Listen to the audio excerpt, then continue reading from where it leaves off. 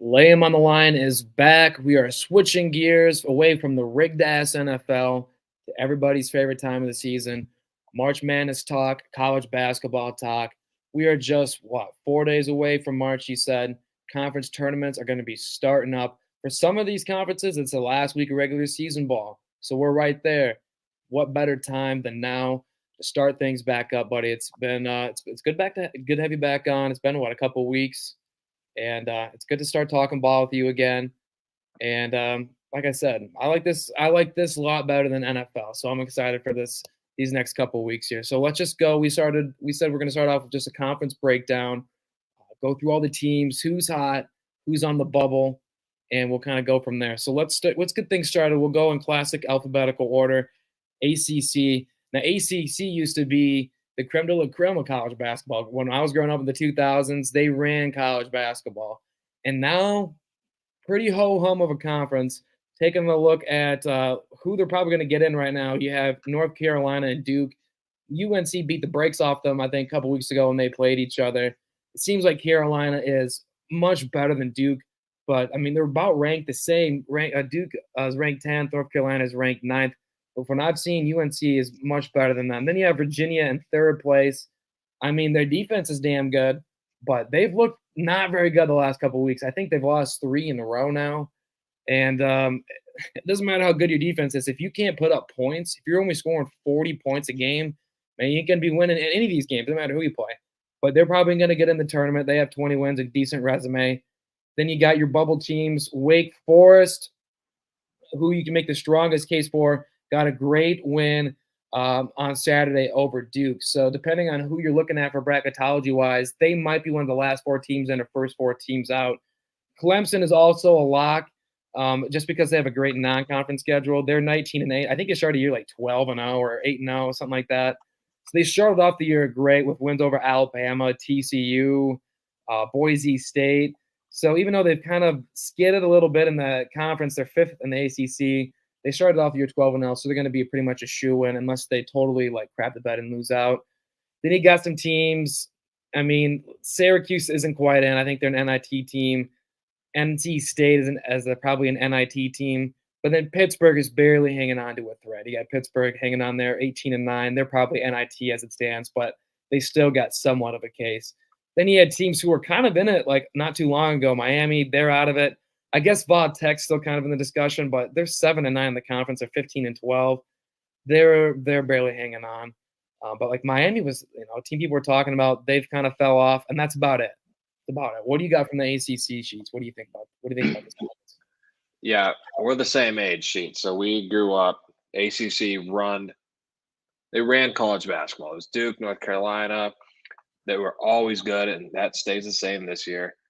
But Miami used to be good. Va Tech, Virginia, Wake Forest, all these teams. For you football fans who maybe don't dive into basketball as much, this would be like in 10 years, SEC football is like the third best conference.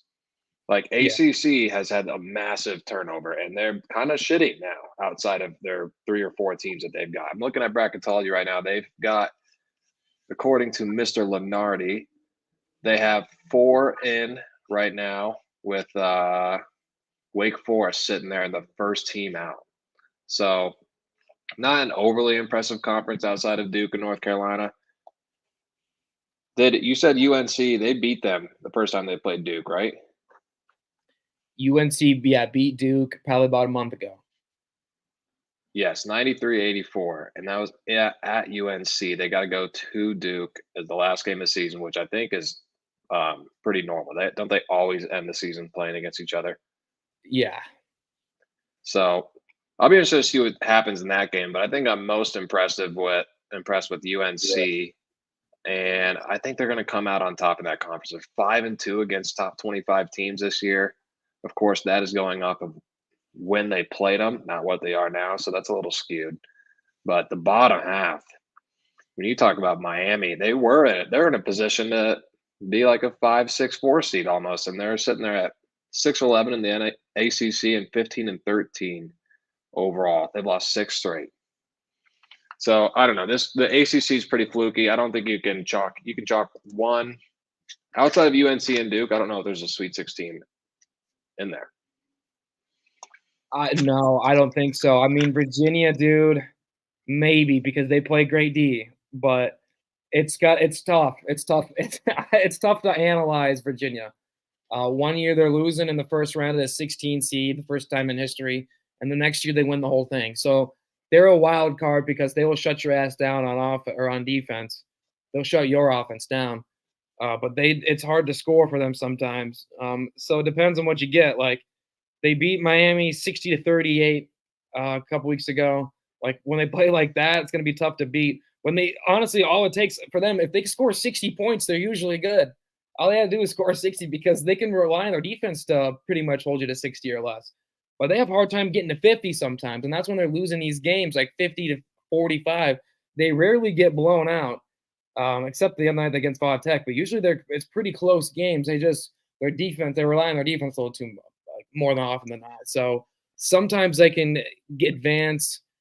But other than that, like you said, I don't think there's any Sweet 16 teams. They're like you said, Wake Forest is barely clinging onto a spot, if even that. So, and even if Wake Forest ends up getting in, and this is I don't know why. Over the years, when I'm looking at bracketology and filling out my bracket, I always like to look at the team's away record, what they've done on the road this year.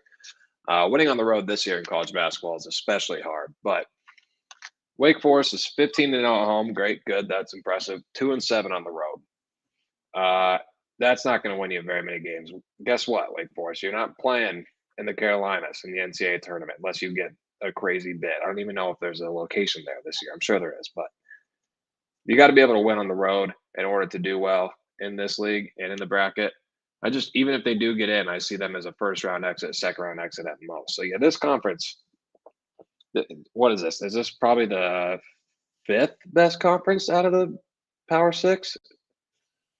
I think so. I mean, college basketball is stupid. They still try to do the Power Five, and they just say, "Oh, the Big East isn't Power Five." The Big East is you got to honestly in college basketball. I'd say you have your Power Five, and you add the Big East, dude. Yes, they're in there. And that's why I said Power Six. Right. Well, sometimes they try not to. They leave them out still, and then honestly, this year, like there's usually like one mid-major that like okay, I would put them tier one. The Mountain West this year is going to get fucking 5-6 teams in, and they have legitimately have like Final Four contending teams in that conference.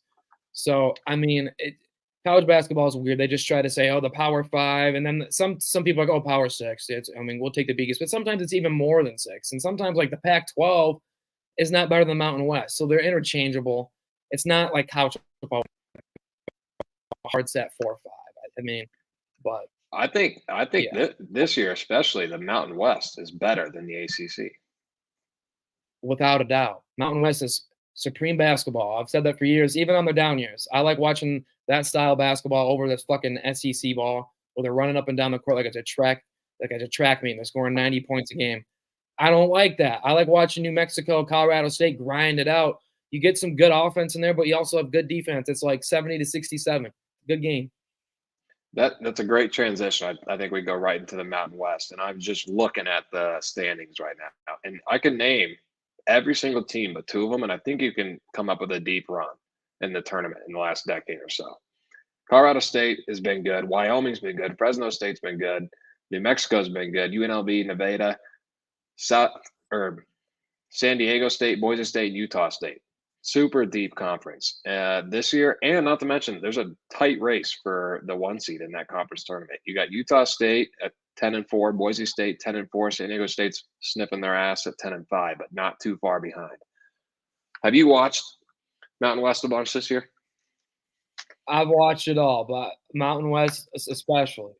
It's one of my favorite conferences, and like I said, this year the teams are loaded, and like you said, it's a race for first place. Like all these teams, like there's not one team that's like light years above each other. They're all in the same realm of like very good. I'm pulling up the standings here right now. I mean, you talk about. It's tough to say who the best team in this conference is. I know because it varies. Like Utah State's been near the top of the conference most of the year, but I don't feel like they're the best team.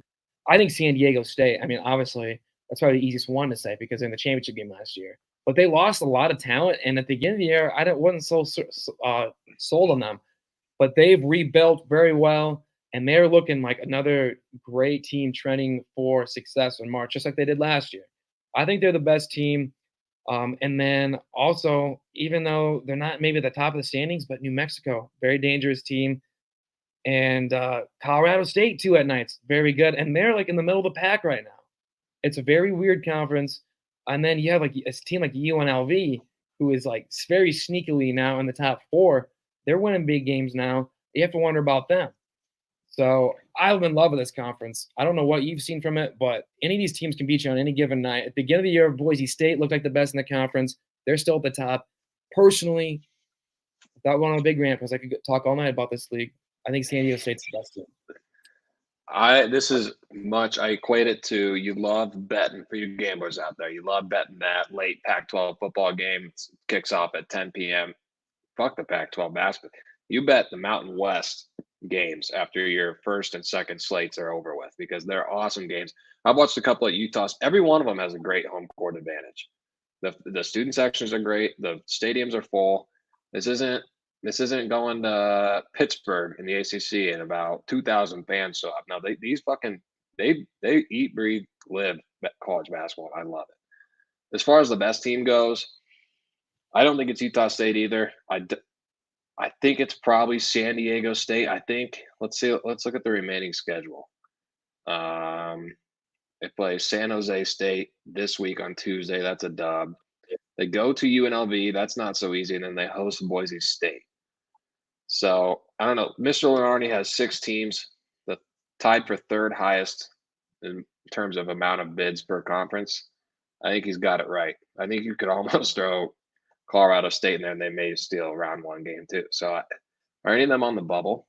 Let's see. Now, the toughest one right now for the Mountain West would be probably New Mexico, because they've been losing a bunch of games for no reason. For no reason. Well, there's a reason, because that conference is tough. But they're losing. They've been losing some games they shouldn't be losing to. Teams they shouldn't be losing to. But I think they'll still get it. I think they'll get it. I think they have. I'll go ahead and say. I was going to say this conference will have 1 team in the Final Four. That's going to be really tough to do, but I'd say there's a really good chance that happens. I won't say it's a guarantee, but I think someone will be there out of this conference. I think so too. Personally, I always like to see the brackets come out first. It's not like when you do futures, sometimes like you got to get them in right away. Really, honestly, like you could get a future now on a team. The odds won't change much once the bracket comes out, honestly. So I still like to see the bracket comes out, and that'll make my futures. Obviously, you might get a little better odds now, but it's not much difference. So when I see that bracket will come out, we'll give picks about it. But I've been already thinking about it, placing one on San Diego State to reach a Final Four. I think they can get back there. Obviously, they played the championship game last year. Great coach. Their coach used to coach under Steve Fisher, who coached the Fab Four or coached the Fab Five. I mean, back in the '80s. Then built the San Diego State to what they are now. And then he retired. This guy's been his longtime assistant. He was like assistant coach for 30 some years, and now it's his time to shine. He's kicking ass. I mean, I think they are primed to get back to the Final Four. That's a team I like right now. And let's not get. I mean, first of all, if anyone thinks they know what's going to happen in this bracket in March every year, you're wrong. Okay, you can't ever see this shit coming. And I will say a big part of the March Madness is the path you get. I mean, if you got to get a couple lucky, 13 seed upsets the 4, and you get to play them next round instead of a Baylor team. Like, I'm just looking at San Diego State, and this isn't to discredit their run at all, but they got to play College of Charleston first round, easy money. Then they played Furman, 13 Furman, another game that's like, okay, that should be easy. They did beat Creighton by 1. That was a close game. Actually, I think that might have been a last-second shot. And then they got to play Florida Atlantic in the Final Four. So their path was, I mean, they played 3 seeds that were 11 or over. Now, I know you got to win. You got to beat whoever is in front of you. You can't control who you play. But that's a big part of the March Madness. You're missing a game, Sheets. They beat Alabama.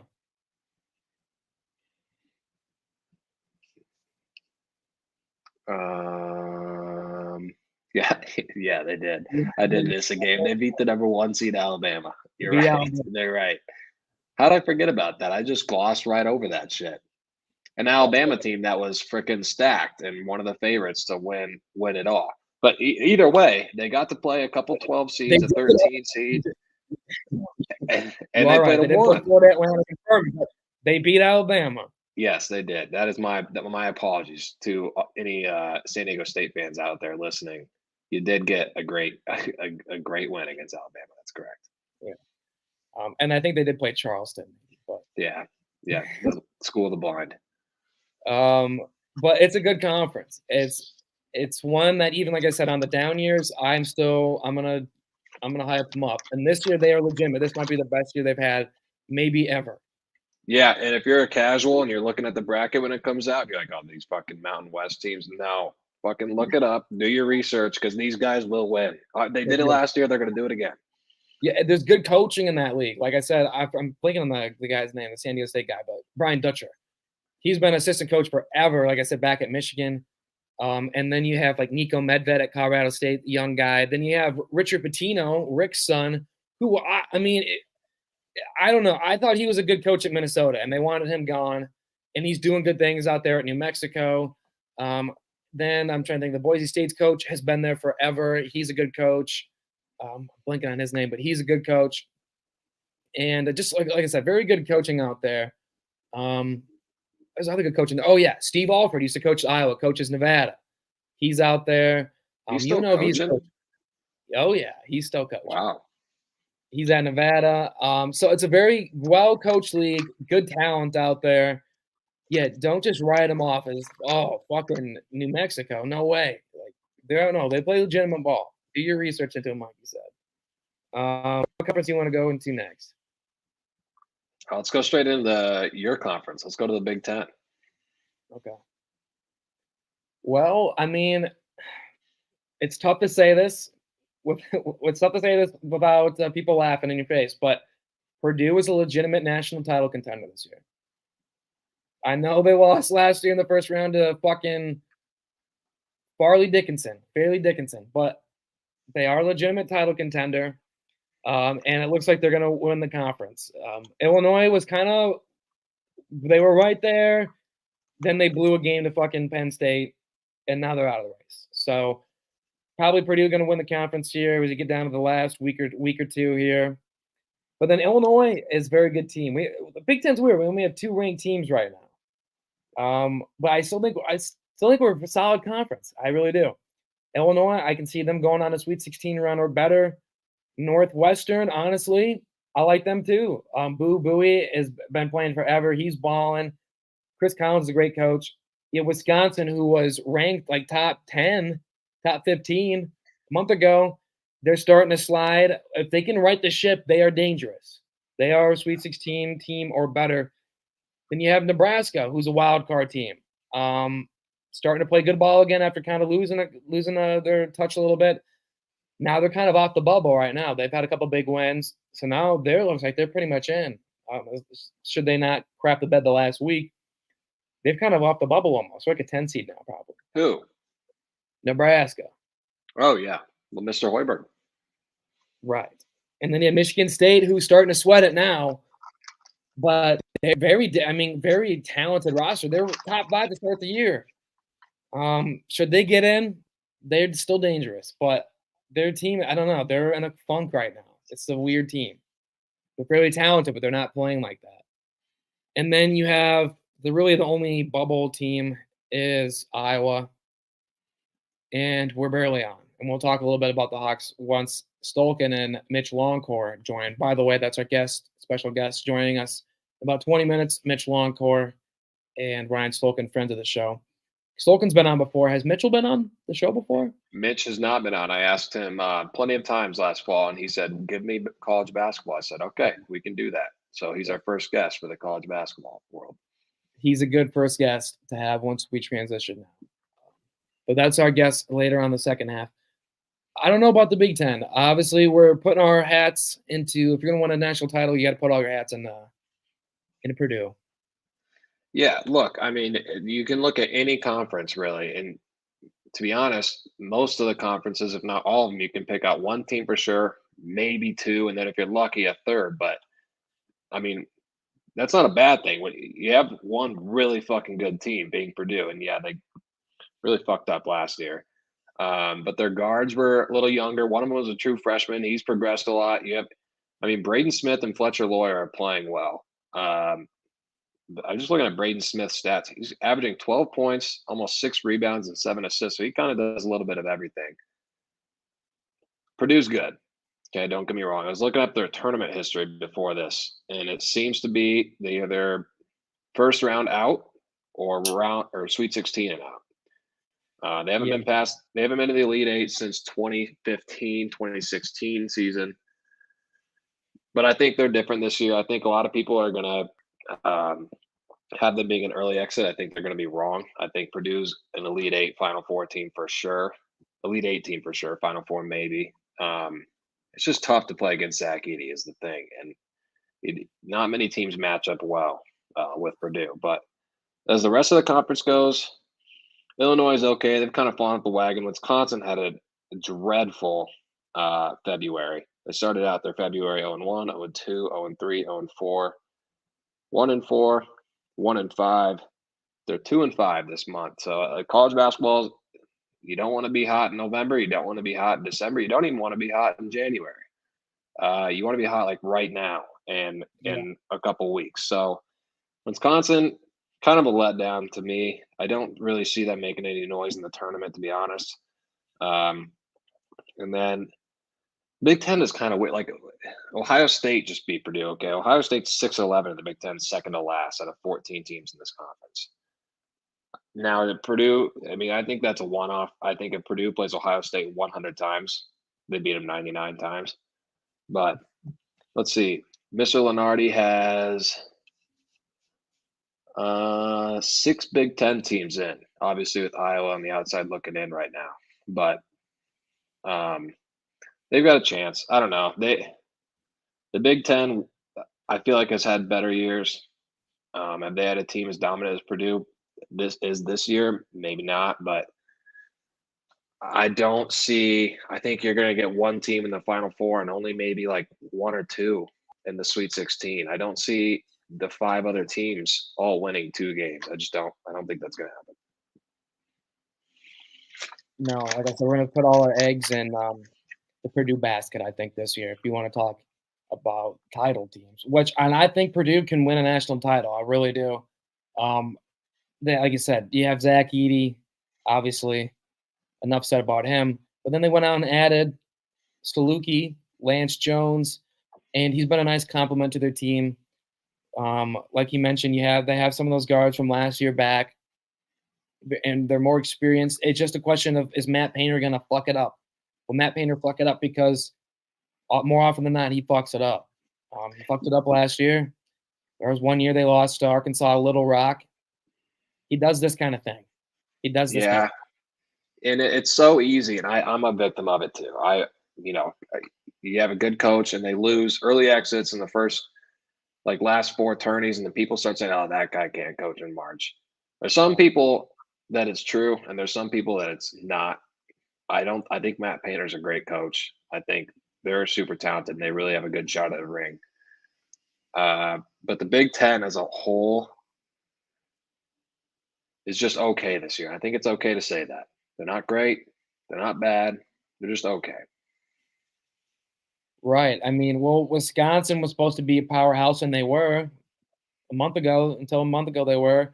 Michigan State was supposed to be a powerhouse, and they haven't been. So, I mean, the teams that were really supposed to be top tier have played below their level.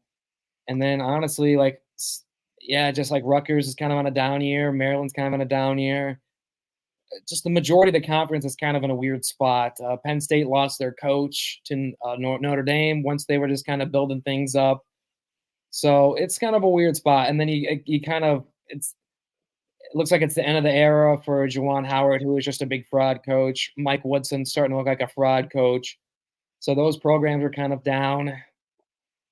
I mean, It's just you look at the bottom of the Big Ten, and it's like you see Michigan there, you see Indiana there, you see Maryland there. All three programs that are usually pretty respectable. And they're not even close to that this year. yeah. Moving on. Which conference you want to hit next? Let's go ahead and hit the Big 12. Why not? All right. I'll let you I take want the to lead. hear. All right. I'll take the lead on it.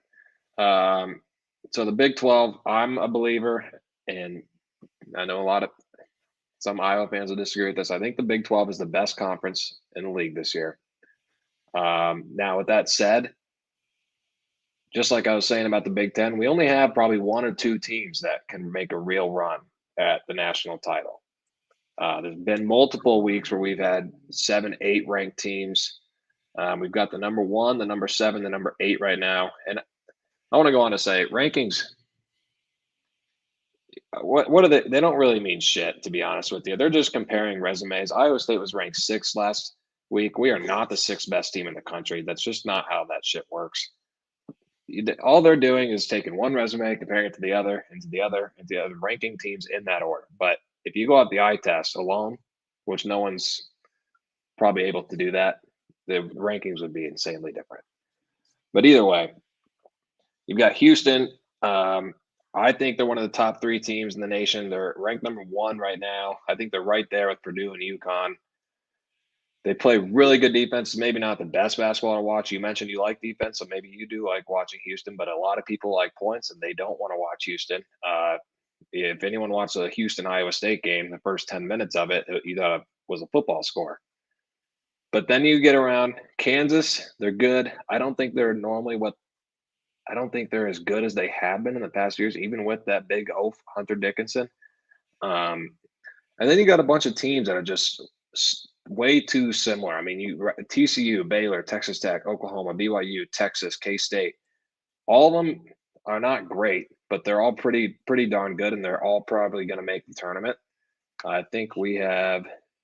I say we as in, if you don't know, I'm a big Iowa State and Big 12 fan. 9 teams in the tournament right now. I think that'll probably drop to 8.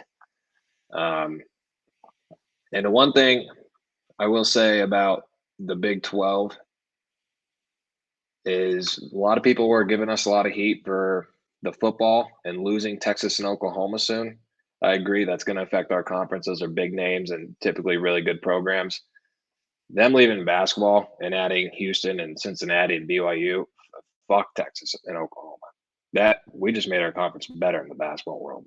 They don't get me wrong. Texas and Oklahoma have been pretty decent, but what the hell has Texas done in the bracket in the last 24 years? So I think we're in a really good spot. I think you're going to see. I'm going to go ahead and say at least 3 Elite 8 teams from the Big 12 this year, and that for sure one in the Final Four, probably being Houston or KU. You think KU even over Iowa State? Yeah, just because it's Bill Self, and he is a pretty damn good coach. Not to take anything away from TJ, but he's been doing this for a long time. He's been at Kansas for a long time. He knows how to win in March. And if anyone's going to take one of these Big 12 teams, I trust Bill Self, as shitty as that is to come out of my mouth. Okay. This year, I don't know. I mean, you talk about playing on the road. Kansas stinks on the road. I think Iowa State has a better shot of going the distance this year than Kansas, from what I've seen. Well, they stink on the road, but let me go look at their. So they lost to K-State on the road in overtime. So rivalry game, regardless, they lost. And K-State, they should beat that or win that game. The other road loss was what to us. Coming into Hilton against that defense, there's not many teams. In fact, none of them have beat us this year at that place. And then they lost to UCF on the road. That's a bad loss. So yeah, they've had a couple of hiccups on the road, but I still think they've just got so much talent. Sheets. They have Dickinson, KJ Adams Jr. has been there for a while. Christian Brown's brother, Parker.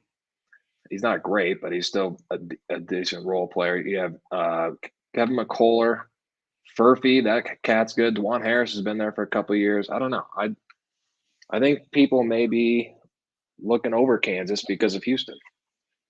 What about Timberlake? Justin? Doesn't Kansas have a guy named Timberlake? Yeah, Justin Timberlake. Oh. I seriously think if Houston wasn't in our conference and KU was sitting at the number 1 team in the Big 12, I don't think people would be having their doubts. I think that's okay. This is the normal KU team. They're good. They're going to win the Big 12 again. I just think Houston's better than them, but I think they're still a really good basketball team. I think Houston's going to win the national title. Really, Sheets? I mean, obviously, like I said, you have to see the brackets. I have to see what the bracket looks like, but I think they're the best team in college basketball this year. I think they could be too, and I'm a little worried. They've got that Virginia type basketball the past couple of years. Sometimes they struggle to score. We'll see if they run into a good defense. Which who did they lose to last year? They lost to Miami last year because Miami put up 89 points on them. Houston's not going to put 90 points up. So they've had a couple early exits. They've went to the Final Four, I believe, in the last 6 years or so. 2 years ago, I think. 2 years ago. So, and an unbelievably well coached team. I'm just a little worried for both Houston and Iowa State that both teams struggle to score. And if a team puts up, if someone gets hot in March and a team put up 90 points, I don't know if Houston's going to be able to keep up. Right. But I think this is finally their year. They've gotten close and close, and it feels like this is the year. I mean, people always knock down on like they're playing the AAC. What are they doing now in the Big 12? Fucking putting the foot down. Well, Sheets, we're not. I was texting you about this earlier. I've got my eyes set on that Big 12 regular season title as an Iowa State fan. It's not. They haven't put their foot down yet. Oh, you think that Techland's got a shot? We're 1 game back. We play Oklahoma this week. They got an easy game too tomorrow. I think we'll be tied. It's going to come down to Houston as we got to win on the road. We have UCF and K-State on the road left. And Houston, I believe, has to go to – they either host Kansas or go to Kansas, their last game of the season. They play Kansas at home, but they have 2 road games at Oklahoma. Could be a little dicey. They play Cincinnati tomorrow at home. Should win. Yep. But on the road at Oklahoma could be dicey. They play on the road at UCF, who's not great, but it's on the road. I mean, they should – Listen. But it's on the road. I'm not saying we have a good chance. I'm just saying we're right there. We're right there. If we can win the games we should, and Houston drops 1 somewhere, or maybe 2, I mean, we may be – Houston's not for sure the Big 12 title. Right, no, I know. I think a lot of people are like, okay, well, they've been good in the AEC. Are they going to be better than Baylor? Oh, yeah. Are they going to be better than Kansas? I don't think so. Well, fucking look at that. Good props to them. Because everyone was saying that. Everybody was like, oh, even probably me. I was probably like, wait till you get in the Big 12. I'll admit that. I probably said that along the line somewhere. And they are fucking at the top of our conference. And they're not scared of Kansas or Baylor or Iowa State. They're not scared of anybody. Fuck no, they're not. That's why they're going to win the whole damn thing. I hope so, Sheets. I think there's a good chance. I do like Houston. I don't know what it is. I know they're supposed to be kind of a rival, whatever. I do like Houston a lot. So I could see them winning the whole thing. Right. And then you talk about some of these bubble teams in the Big 12. Like Texas, I mean, they're not really a bubble. They're going to be in probably, but like they were ranked for a while. Now they're starting to stink. I think Rodney Terry is kind of a clown. Ever since he made a big deal about those – was that BYU? Who was doing the horns down? He freaked out. Maybe UCF. So it was one of the new teams. I think he was BYU. I don't remember, but he started freaking out. I think it was UCF. They're doing the horns down. He started freaking out. And it was like, ever since then, they've sucked. And rightfully so. I thought he was an idiot for that. I hope they end up firing him. He went to the Sweet 16 last year. They're not, I mean, I think he's one of those guys in a couple of years that he's gone. Texas Tech, they've done a good job because, they fired Mark Adams last year, who was replaced after they had to fire the last guy. And they're still good this year. So credit them. They're on their, 3rd coach in like 2 years. Credit them. They're still good. K-State, they're probably on the outside looking in, but they're kind of in the mix. Cincinnati, I think they kind of fallen out. They're 5-9 in the conference, but they were kind of in the mix for a little bit. BYU, I kind of like BYU. I think they could maybe be a Sweet 16 team. Oklahoma at the beginning of the year looked really good, but I don't know. I'm not so sure about them now. Then Baylor is going to be good. They're always going to be good, just because Scott Drew, great coach. TCU, I don't know. They're kind of a wild card. They don't always have the best talent, but Jamie Dixon is a damn good coach. He used to be at Pitt and had them rocking. He had that program like Elite Eight one year, I think. And now he's at TCU, and they were almost, I think they almost beat Arizona a couple years ago. Like, yes, game. Although if they'd beaten Arizona that year, they could have went far. So, like I said, they don't really have the best talent, but Jamie Dixon is a good coach. I don't like to give the Big 12 a whole lot of props. But you're a good conference. You're a damn good conference. I respect the Big 12. Don't count out TCU yet. They had a stretch of they played at number 2 Kansas, lost by 2. Okay, you're not expected to go in to Kansas and get a win. Then they had to play number 9 Oklahoma at home, won that, and then they played number 2 Houston and won that. I mean, the stretches you can get into in this Big 12 schedule. That to me, that's 3-game stretch of number 2, number 9, and number 2 again is similar to tournament play. You got this stretch, you gotta win. You gotta win. And I think if you're gonna do that, I think they're a wild card. You're right. I think they can still make some. I think one of these teams that's not Houston or Kansas is gonna make a run at the Elite Eight. I think Iowa State is most primed to. Like I said, I think you're giving too much credit to Kansas. I would say Iowa State's much better than Kansas this year, from what I've seen. Hey, I've watched the Jayhawks and so have you for how long, and they just always fucking figure out a way. It's a Kansas. It's like Alabama football. No, I would not go that far with Kansas basketball. They are not Alabama football. Bill Self, don't underestimate Bill Self's ability to blow them out of big games. They lost to Northern Iowa, man. The best team Bill Self ever had lost to Northern Iowa in the second round. Don't you forget the about best that. team he's ever had?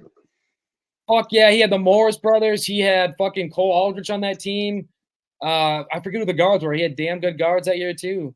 Mario Chalmers, maybe, motherfucker. I don't know. All right, let's get to the SEC at least, or the Big East before our guest comes on. I don't got much to say about the SEC. I think it's overrated. The best team is probably Kentucky. They could go far because of Coach Cal, but Alabama choked last year. Not impressed with them.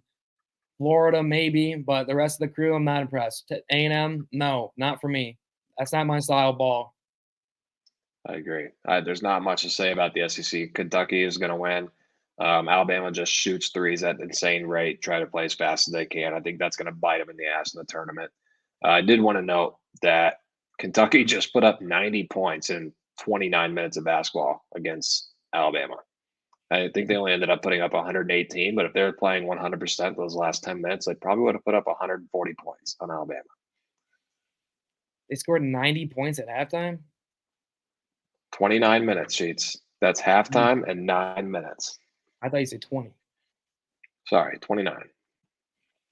Yeah, but no, they beat the crap out of Auburn too, I think, not too long ago. I'm impressed with them, but other than that, not so much. And then the conference with the last top three team, I think that 3 teams have a pretty clear chance of having a trophy in their hands is UConn and the Big East. UConn's really fucking good. Marquette's really fucking good. And Creighton, who has been really up and down this season, but I think they're really good. This is a pretty good conference, the top 5. You get down to Georgetown, DePaul, and Butler, not so much. But it's very top heavy, and I think they've got some dark horses in there. I don't think they're super top heavy. I think that's a very good conference, other than DePaul, who is one of the worst Division I programs, period. Outside of Power 6, 5, whatever, worst programs, period. Other than that, Georgetown is not good, but they'll get better with Ed Cooley. And then you have, St. John's is playing better with Pitino. And Butler is good. Thad Matta's back at Butler. Then you have Sean Miller. Xavier's not great, but Sean Miller's back there. That's a very good conference. I would put them probably this year. I probably put them third. Big 12, Mountain West, Big East. Ooh, I think I'm Big East and Mountain West are really close to me. I may throw the Big East, or yeah, above the Mountain West, but even though that contradicts a little bit what I said, I don't think they're deep. We just saw, if you pay attention at all, you probably heard the interview with Rick Pitino and him calling his players slow out by name, basically saying our team sucks. He called each player out by name, like this guy's fat, this guy's laterally slow, this guy can't shoot, and a lot of people probably hated that, but I loved it. I think you got to do that when you're in that position. But they've been kind of a letdown. I was a little looking forward to Rick Pitino and St. John's this year, thinking they would, make some noise, but they're just pretty average, I think. That I like. That's the coach I want to play for. I want to play for an Izzo. I want to play for a guy like that. I want to play for a Bob Knight of old. Like those coaches, they do it for a reason. They don't do that just to be big dicks because it works. The players respond. The players respond to that. That's why he's Rick Pitino. That's why they're Tom Izzo. They do that. It's not all fucking sunshine and flowers in college basketball. Sometimes you need your ass kicked publicly. It works. They went out and won the other day. They beat fucking Creighton, who just beat UConn. So it works. Yeah, I agree. I love that coaching style. All right. Now we're going to switch things up. We have two wonderful guests joining the show. Welcome, Ryan and Mitch. What's up? Ryan Lenardi and CEO of Cam Kickbush Fan Club. Where's your header, Ryan? My header? Yeah, your title. Yeah, I just have a name. I didn't even know the little white bubble was a thing. Well, as a 5-time recurring guest, you maybe should have known that. I would like to start out. We told the listeners already. We've asked Longcor to come on plenty of times, and he's like, I know nothing about football. Never played football. Can't throw a football. But when college basketball season comes around, baby, have me on, because Longcor thinks he's the next Joe Lenardi, which is ironic that Stulken over here put Ryan Lenardi. But I'd like to start out asking old dipshit and Meisner. I want you guys to tell me where you're at as a Hawkeye basketball fan. Tell me what got you to this point, your realistic expectations, and then best expectations. What's a successful season in the Hawkeye standards of 2024? Has Meisner already talked about the Hawks yet or no? Nope, we saved the Hawks and clones for you guys. Okay, do you want to start, Meis, or do you want me to go? It's up to you. I'll let you go first. Okay. I don't even know where to start. So going into the year, I knew it was going to be kind of a, up and down year, kind of a rebuild year. And weirdly, I think it's kind of been a success. Early in the year, they didn't look great. But Fran, I think, has done a great job with what he has. Early in the year, I was all bought in, and then they kind of tore my heart out, and I was like, okay, I'm done with this team. Still watch the games, but I'm not going to get super excited about them. Well, they kind of brought me back in when they won at Michigan State, and then they beat Wisconsin. So that got me back in. Obviously, this past weekend at Illinois, I did not expect them to win. They just need to split with Illinois. They played tough for the first, 34 minutes. And then at the end, it kind of got away from them, which is fine because now, they want to make the tournament. It's right there in front of them. You got to win you got to beat Penn State, which they should. At Northwestern's tough, but Northwestern's down Ty Berry. Their rotation's pretty slim. I think you can get that game, and then that sets up the big game at Carver King Hawkeye Arena against Illinois. So that'll be a big game. I kind of want to attend that on a Sunday afternoon. We'll see. So if you can get these final 3 wins, win one game in the Big Ten tourney, I think you're in the big dance.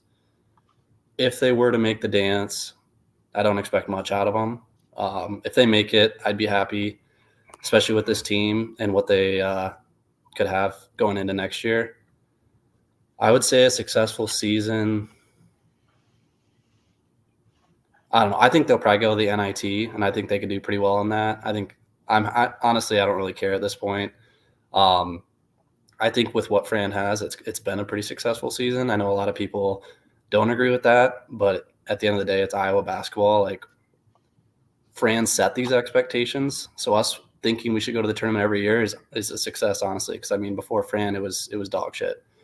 And if you really think about it, Fran's done such a good job that Keegan and Chris Murray would be seniors right now, and we would be talking Sweet 16, Elite 8 if we had both of them on the roster. Well, he's done such a good job that he's got 2 first-round picks, 1 lottery pick in the NBA already.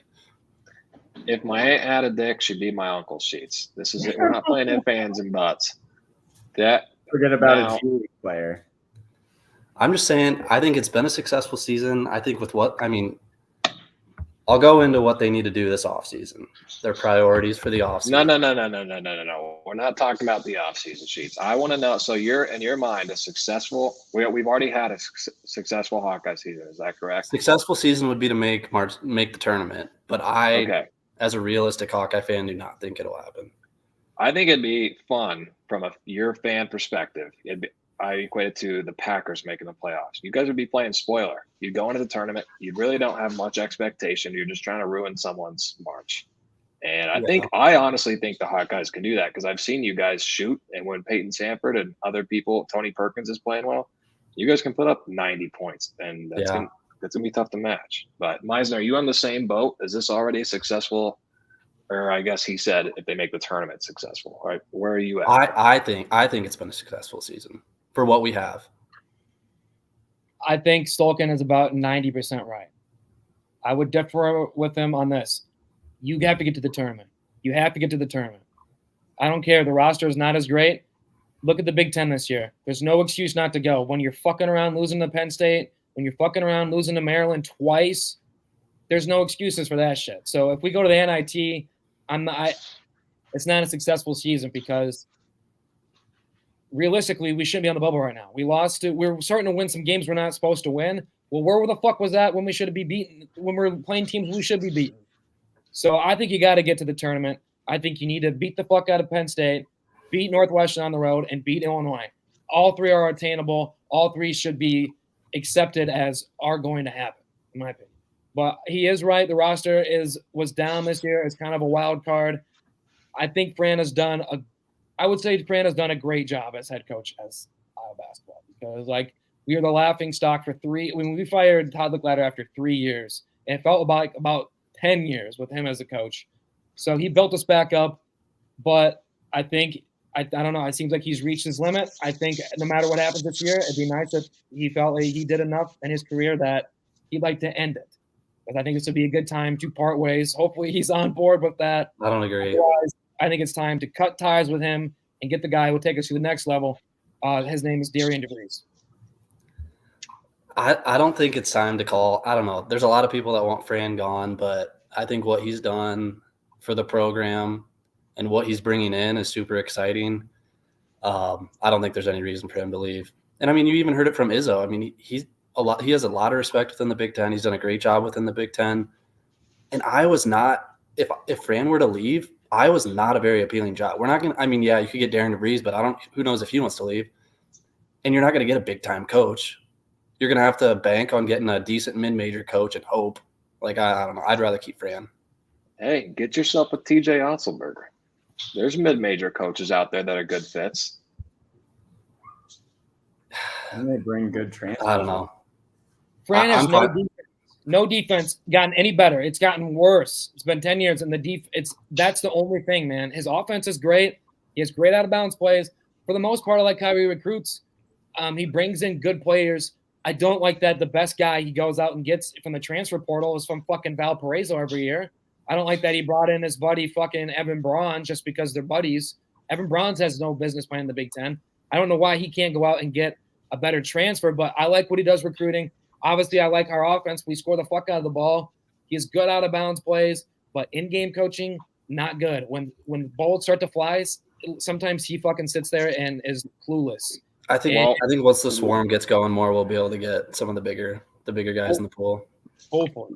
One thing Meisner hasn't even mentioned when we're talking about a coaching resume and career is his tournament play in March. So I personally, as an Iowa State fan, think that's enough alone to get him out of there. When you mentioned he had Luka Garza, Keegan and Chris Murray, and he hasn't even been around or Sweet 16 yet. I think that's the biggest point of why he should be gone. I think the biggest knock on him is the year they won the Big Ten title a couple years ago. But when you run the gauntlet like that in one of the best conferences in America and then have to flip the switch and play right away in March Madness, it's super hard. I mean, that was a tough stretch they went through. So, yeah, that loss to Richmond sucks. And then, I mean, multiple years they were the 9 seed and ran into Villanova and the number 1 seed. So he's had tough draws. Yeah, I know not being to a Sweet 16 sucks, but it's Iowa basketball. Like, I don't know. I wish my standards You got to hold higher, yourself to a Iowa higher basketball. standard. You're never going to get better if you don't hold yourself to that higher standard. Yeah, but there's no reason you for me want to to just be when you guys move Carver to the other side of the river. That's what I mean, they need to I know Beth Getz has plans of that. They need to adjust it so students are closer to the floor, and they need to do something.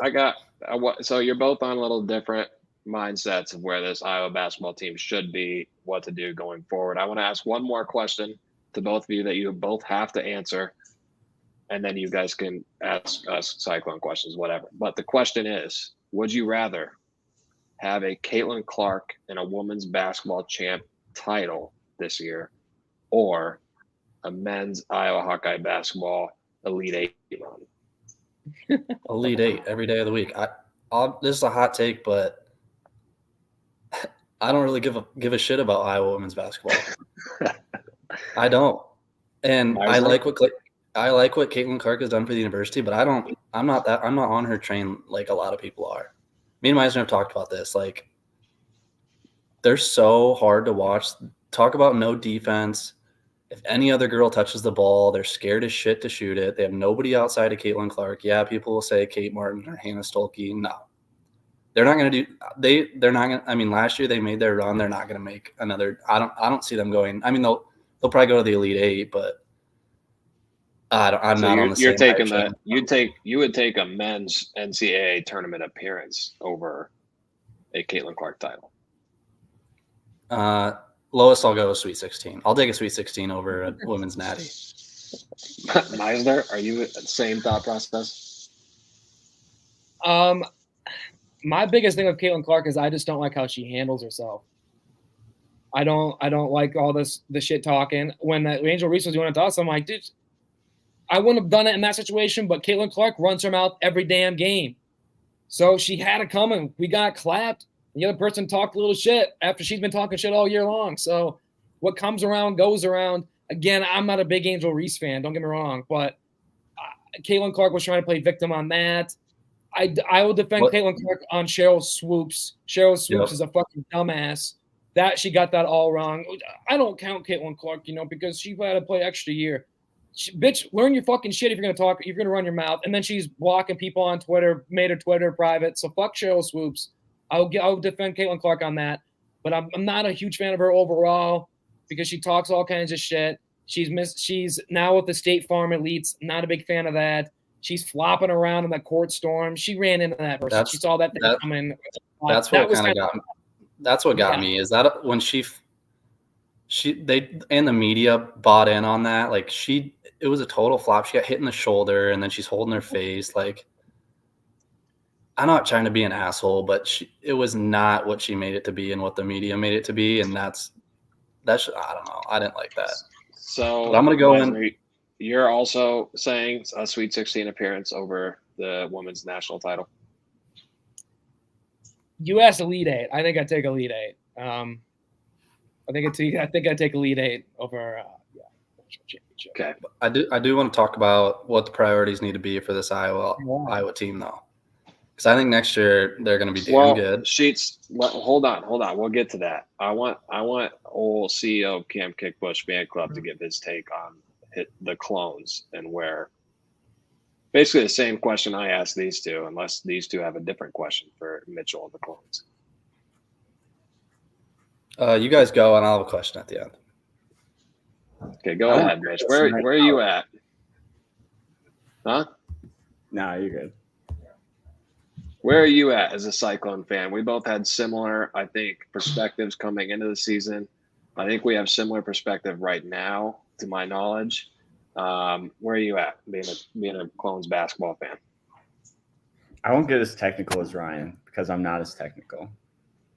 I'm a vibes guy. Operate on the vibes. And coming into the season, I truly did not know what to expect. I knew we were going to be solid on defense, and we are. I still hated Rob Jones with no respect at all. And tech game, he won me over. You know, we're 20 plus games into the season, and Rob Jones has won me over. I think he's going to be a great asset here in the coming games and into the postseason. And I'm really excited about what our guards can do. I think we're going to continue to wall up and play solid defense, which is what these TJ teams do. And, I think we'll start to see some big play out of our guards who have been bringing us, some of these been bringing us points and really consistent scoring from those guys, because really that's where we need to step up moving into the postseason. I think if you would have asked me before the season, is Ryan Stulken going to shoot under par at Pebble Beach in a golf tournament, or am I going to like Robert Jones on the Iowa State basketball team? I would have told you that Stulken's going to shoot under par. Same. And I would have been wrong. I fucking love Robert Jones. Similar to George Condit, I Keith loves hated talking his about ass. my goddamn golf game.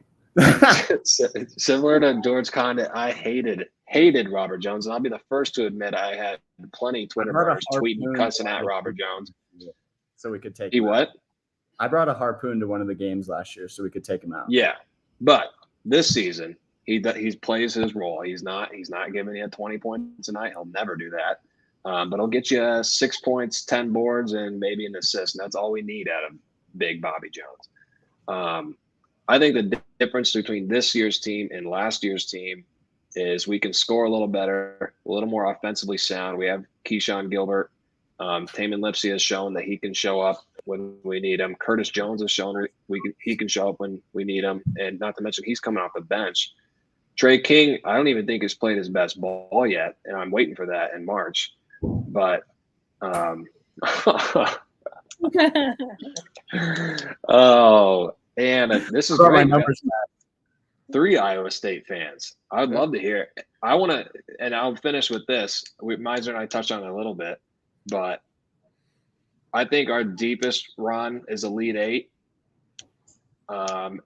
And I think a successful season with us would be a Sweet 16. I think there's plenty of people who maybe thought this is a rebuild. If we get to the Sweet 16, we lose, I won't be happy, but I think it'll be successful. Is that where you guys are at too, or do you expect more or less out of this team? I'm going to be insanely depressed if we end in my living room watching the same game that we watched last year, Russell. I'm going to be insanely depressed. No question. If we score 41 points in a tournament game like we did last year, I'm throwing your TV out your window. But yeah. I don't think that's going to happen this year.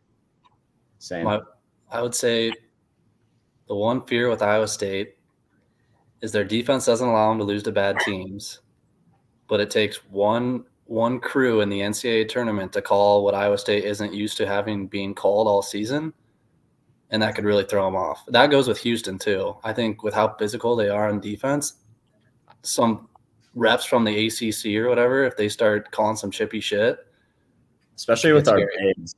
Our bigs play aggressive defense, and if those guys get in trouble, our whole team is screwed. Omaha better be ready. I think trying to get the 2 seeds is going to be a big deal. Because I don't know if Ryan Lenardi, your latest bracket actually, it's round of 32, we're matching up with Kentucky, which I don't. That's a bad matchup. Horrible draw for the round of 32 for us. Last 4 games, big time. Mitch and I touched about this, and first of all, to your point, Stulken, I agree. The reffing could become a factor, although I do think the Big 12 refs have been calling ticky-tack fouls recently maybe because of that, because we've had a lot of 20-plus foul games. Seems like it's this just month the of second February. of the season. Yes. Yeah. No, in games, like first half it's pretty loose, and then second half it's like foul. Yeah, But- I think they're trying to change something up to that effect because they know Houston and our ballers like to play defense and get up in your grip. But I want your two opinions on this. Mitch and I, so we all know the Iowa State team and Jaron with, we had Monte, George Niang, Naz Long. We were a great team, made the Elite Eight, I believe. Anyways, that team is more talented, but for me, I don't know, something is different about this team. I do think if they played each other somehow in some weird universe, this team would get their ass kicked to the Naz Long and all those guys. But I think we're built to make a longer tournament run than they ever were. I like that take. I think it's a completely different style of play, honestly.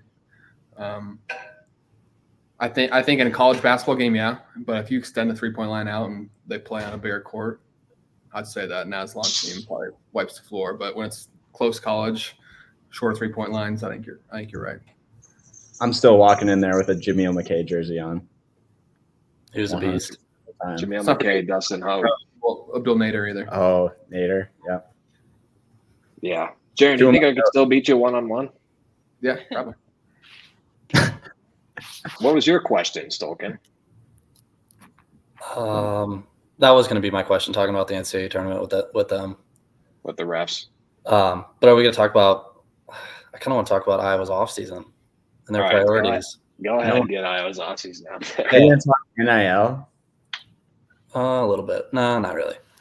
So I think seeing this team and how young they are, I think they're going to be damn good next year. But priority number one is you got to get Tony Perkins back in a Hawkeye uni for next year because he has a COVID year still. And then Fran's got to hit the portal and get another big. I think if he can get a solid big, get Tony Perkins back, you get rid of his son, thankfully. I think this team could be really good. And they have a really good class coming in. Cooper Cook, I think he's from Indiana somewhere. He's a big kid, good shooter. He's going to be a good athlete. Then they have this guy named Chris, I don't know how to say his last name, Trajo something. He's top 3 in Canada. On3 has him in now the top 50 for prospect rankings, and he's exactly what Iowa needs. He's going to be super athletic. He's going to run the floor, space well. He's going to be a beast. So I think Fran did a really good job with this class coming in. You just got to keep Tony Perkins, hit the portal for a big. And then obviously Peyton Sanford's going to be back. He could maybe go in the late second round or go undrafted, but I think he'll be back. I think Price Sanford's going to be good. This team's going to be damn good next year. Sanford would have fit well in at Wartburg as well. Peyton Sanford's good. Let's him in orange next year. Okay, the one knock on him is he can't be your number one option, and obviously on this team he is. That's true. The announcers think good number one option. I mean, he's going to be in the NBA with how quick his release is, how tall he is, and he's a good shooter. I mean, he could throw him in as a number 4 option. He'll be coming off screen. I mean, look at Duncan Robinson. He wasn't that great in college. Peyton Sanford's better than Duncan Robinson was at this point. So I think, Peyton Sanford's going to be good next year. I think team's going to be really good. So I'm excited. Why, it's a bad season when we're talking about 2024, 2025 already. We're not even in March season. You're talking about the off season? We already talked about the season outlook. The Iowa basketball agenda tonight has just been so depressing. Oh. I'm way more with Meisner. Let's run back. No. Let's talk national championships, and we'll start with Meisner, then go to Stulken, then Mitch and Jaron, and then finish with me. But if you had to pick one team right now to win it all, you had to place $100. You get a free $100 to place on a future. Actually, that's a different question. That's a different question. I'm just going to ask who you think is going to win this year's national championship, starting with Meisner. I have to pick one? Yes, one team and one team only. Oh. You can have an honorable mention. How many do you put on your bracket? 68. Number 1 option, Houston. Number 2, Purdue. Yeah. Stulken didn't like that take. I'll go next. Okay, I even made a list of just like overrated tourney teams. My number one overrated tourney team is Purdue. I mean, they do it every year, every single year. I mean, they might make the Sweet 16. They'll probably make the Sweet 16 this year. But if you shut down Edie, their guards are good, but they can't. You get one team that just spaces the floor out and has a 5 guy that can shoot, they're screwed. So no, not Purdue. I think if I have to pick a team right now, it'd be UConn. I mean, they're just so solid and they're deep and they have the experience. I mean, their starting 5 is elite. Donovan Klingon's a beast. Tristan Newton, maybe one of the best point guards in America. Added, Cam Spencer from Rutgers. He's a lethal shooter. Stephen Castle's a stud. They're so good. And they got a great coach. But it's hard to repeat. So that's my one knock. If I had to go dark horse, I'm taking Kentucky all day. I mean, they have three elite shooters, 3 elite scorers. And they have massive bigs that if they can play a little bit of defense, they're going to make a deep, deep run. I agree. I like it. Kentucky. Mitchell? I like UConn. I will agree. Awesome coach, except for he can't make a half-court shot. I coming into this, I was going to say Houston as well. Represent the Big 12. I was on them when they played Iowa State.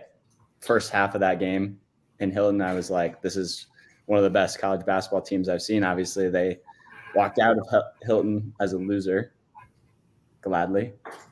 But I think they can wall up and play just as good defense as Iowa State does, but they've got like very critical pieces on offense that I think really bode well for them in the tournament.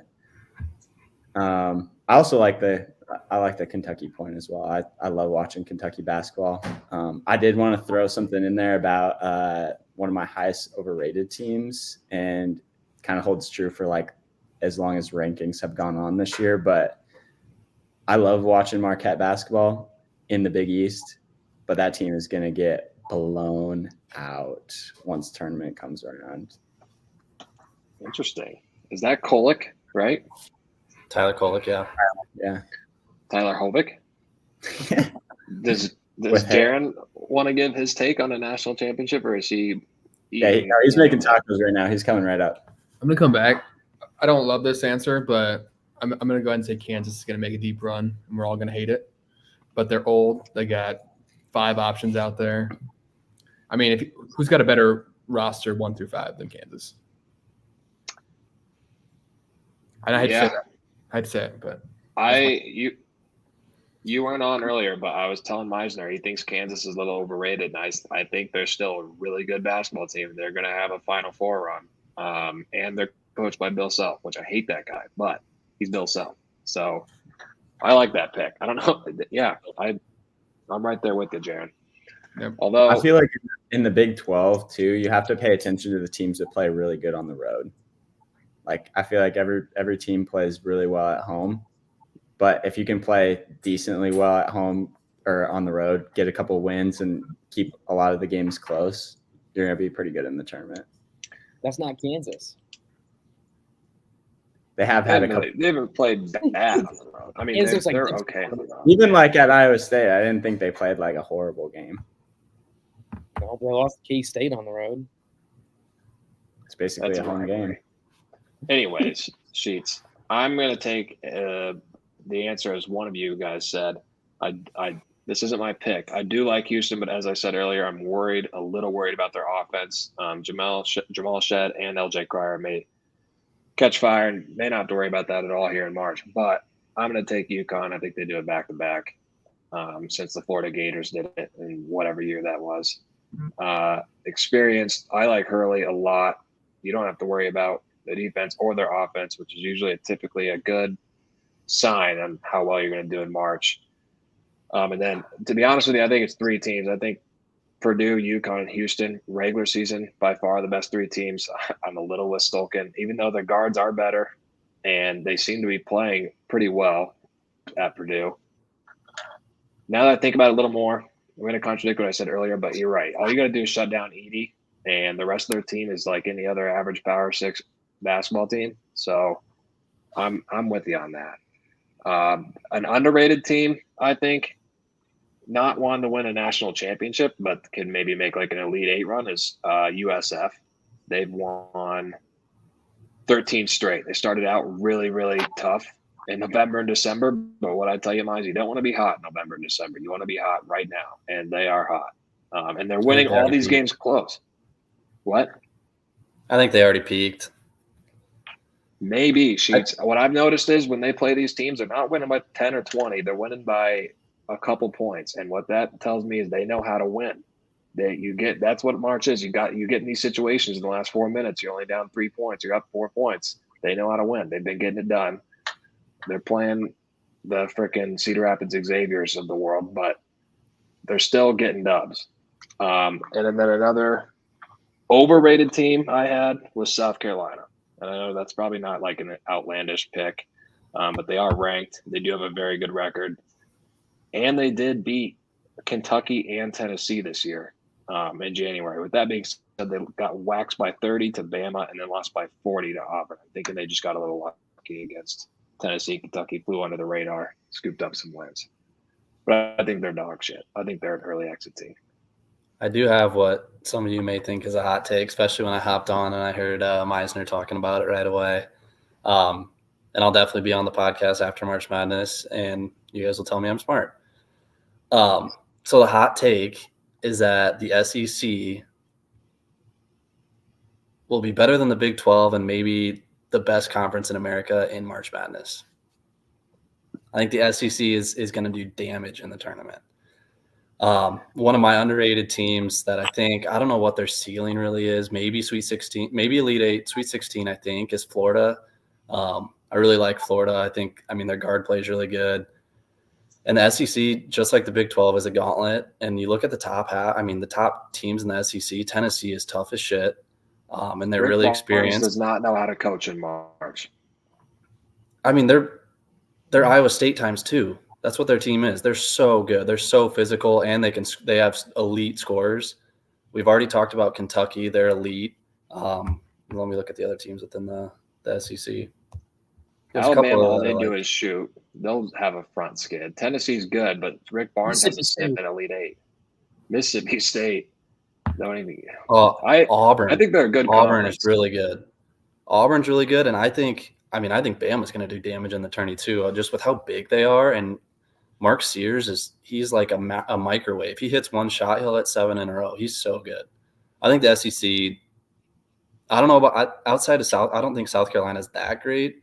But I think the SEC is going to do some serious damage in this tournament.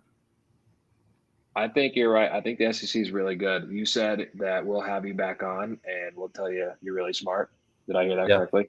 Yep. Okay. Well, when Lamb on the Line has like 1 million followers, and we're 10 years down the road, and Fran McCaffrey is still coaching the Hawkeyes, and you still haven't been to the Sweet 16, Meisner and I are going to tell you that you were wrong during that time. Okay, that's fine. He's making the Sweet 16 next year. This year. This year. This year. How funny would that be? How funny would that be if this is the year the Hawkeyes make it to the Sweet 16 and shut up everyone about Fran McCaffrey? At the beginning of the year, I said this is the Sweet 16 team. Now, it hasn't looked like it, but I said this is the Sweet 16 team. Does that change, Meisner? If they make the Sweet 16, you still want Fran fired? No, if he gets to the Sweet 16, he can fucking stay. If he makes the tournament, you should be happy. I will be. But Sweet 16 sounds nice. Yeah, but no, we're in the best time of the year. These next couple of weeks are going to be awesome. It's going to be great. Just like with it being nice outside, you start to see the CBS broadcast. Like yesterday, there was 3 CBS games. Just hearing Clark Kellogg and Jim, I don't know, just all those guys, like, just gets me so excited. Jim Spanarkel. Living room. There is no organization that has a better postseason tournament than college basketball, and it's the best time of year. You turn the TV on, you hear that little jingle, the CBS jingle, the TNT, all that, the TBS, all that, and you just know this is the time where you're going to see some tears. You're going to see some happy tears. Some teams like Tennessee lose in first round. You see FDU beating Purdue. Just crazy shit happens, and it's the best. It's better than the Super Bowl. It's better than the college football playoff. It's better than the NBA Finals. It's the best product out there. So I'm excited for it. I think what makes it great is it, like, everyone loves it. Like, men, women, old people, young people. Like, it appeals to everyone, which is what's awesome. Like, anyone will do a fucking bracket. Like, it's just so fun. I have a help desk technician at work that I was talking to today, and I was shocked he knew what a basketball was. And he said he was excited to make a bracket this year. So Yeah. What's his name? Caleb. Shout out Caleb. Caleb's last name? Oliver. Caleb Oliver. I'll have to hit him up on LinkedIn. Yeah. All right. Does anyone else have any hot takes about college basketball, where we're going, or what's going to happen? No, I don't have anything else. Just remember the SEC. All right. I like it. Are you guys is Lamb on the Line gonna do a bracket? Mize and I, we haven't talked about this, Mize, but I think we should do for sure every Monday until basketball is over. And then we may have to sprinkle in like the day before the tournament or after the first round, some random podcast, 30-minute clips so we can have some people on, get the takes, and kind of be a regular thing again. Absolutely. We can go live every day if we have to. Every day. Also, announcement: we will be doing a Lamb on the Line bracket challenge. It's just that's what I meant in my question. Oh yes, and if Stulken Candles can sponsor this challenge and pay for some of the printing that I'll have to do, that'd be great. But we're gonna do $10 an entry. You get up to 2 entries, and the winner, we're just gonna do winner take all. Fuck second place, fuck third place. Winner takes the whole pot. If you think you know the college basketball the best, put your money where your mouth is, lay on the line, and enter the bracket challenge. Make sure Josh Galen can't join this. I know he's gonna watch. Excluding Josh Galen. Sorry, Josh. Per Mitch, CEO Cam Kickbush, you cannot join. Can we get Stulken Candles to sponsor it though? Yeah, proud sponsor, gold tier sponsor. Awesome. Thank you. All right. Thanks, guys, for joining us. Before we leave, put your fucking money on the Baylor Bears tonight, +2.5. That shit's a lock. I don't got much else to say. I'm excited to watch Grand Canyon this year in the tournament. I think the Hawks will be in. But with that being said, until next time, let's hop off this bitch. Thanks, boys.